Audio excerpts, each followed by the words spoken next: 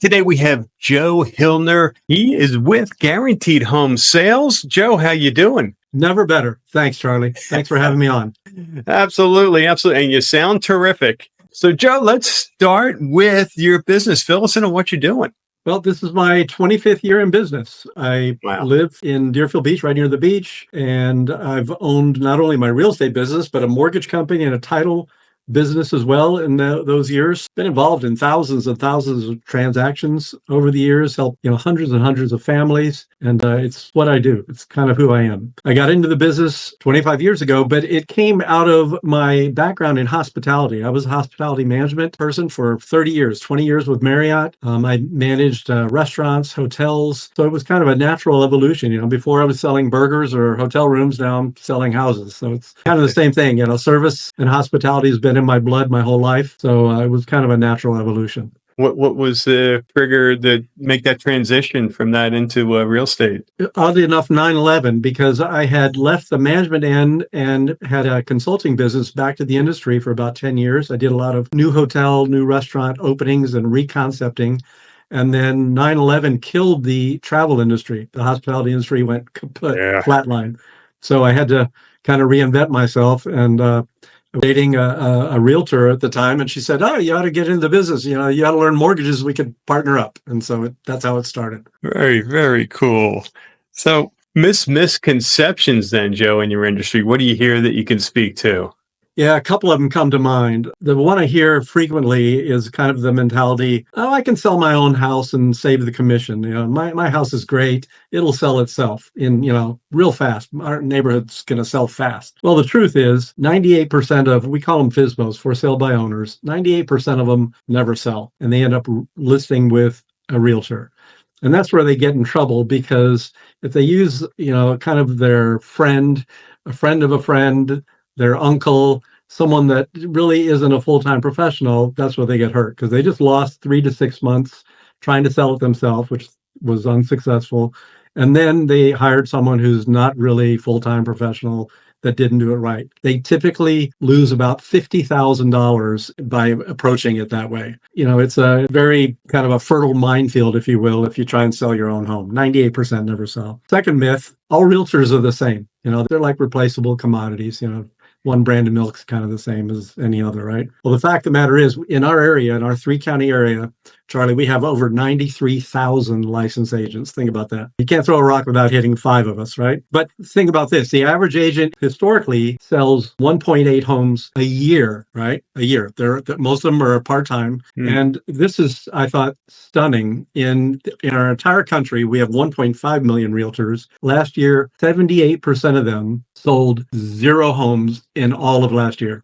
0. That's almost 1 million realtors did no transactions. If you're just hiring, someone that was referred to you, that you didn't do your due diligence and check them out and check their bona fides, you got to ask yourself, how much experience are you getting? What kind of negotiating expertise are they bringing to the table? How much money do they have to spend on marketing and advertising your home? So those are the 2 big ones that I hear and run into all the time. Wow.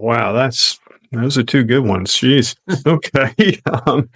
Thanks for sharing. So how about for fun outside of the real estate world? What are you doing for fun? I race Ironman triathlons. Oh, get out. I know you were a professional athlete, so it's probably something you can kind of appreciate. I get up about 4:30 every morning, train for 2 or 3 hours, longer on weekends, and then my day starts. So that's I tell people it's fun, that I do it for fun. Obviously, I don't get paid for it. In the middle of the race, I'm questioning myself, like, why the heck are you telling people you do this for fun? This sucks. But it's the training, it's the camaraderie, it's the group that we've put together, the travel, the fun, the laughs. It really is kind of it's a big deal. Good for you. Are you doing your water training in the ocean, or do you go to a pool? Yeah, I live a block and a half off the beach to keep me close to the ocean. So as much as possible, we do open water swims, and then we ride and run up and down A1A. You do any like early morning dark swims? That would just be too much for me. Yeah, that's feeding time at the zoo. That's impressive, Joe. Jeez. All right. How about life challenge, hardship? Besides all the training that you do, what comes to mind, Joe, at a period of time you were challenged, you got through it? Probably the big one was Hurricane Wilma, which I think was 2005. I had just purchased a real estate company with a mortgage company and a title all in one, kind of a one-stop shop business. I bought that in August. Hurricane Wilma was in October. So 2.5 months after I bought the business, Wilma hit and it literally destroyed our office. It looked like a bomb went off in it.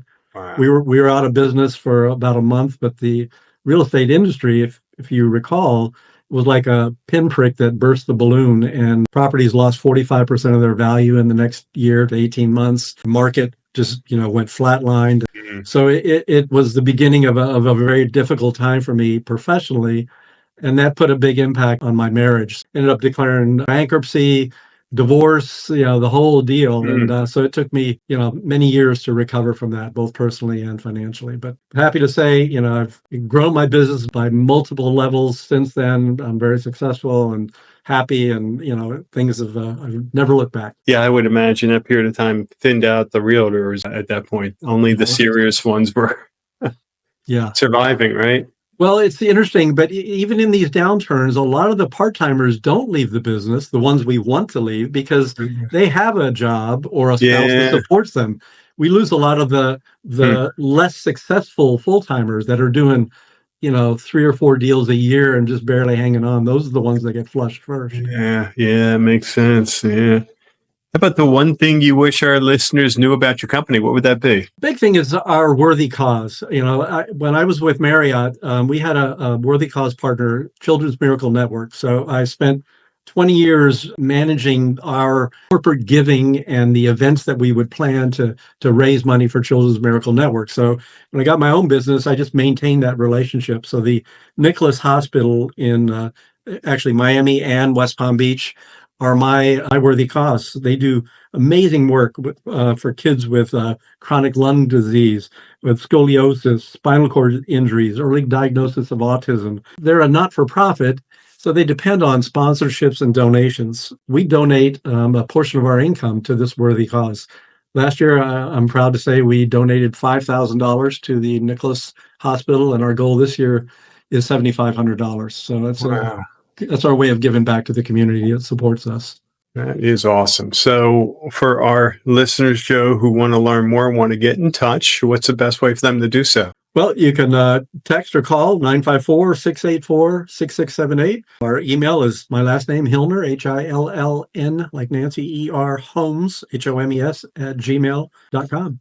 Well, terrific. Well, Joe, thanks for one, your patience and working through the technology glitch. And number two, for being a part of the show, all you do in the community and beyond, as we just heard, and wish you the best going forward. Charlie, thank you so much for this opportunity. It's been fun meeting you, and you're a gas to hang out with in just this short amount of time. I really appreciate your time. Thank you. Thanks, Joe.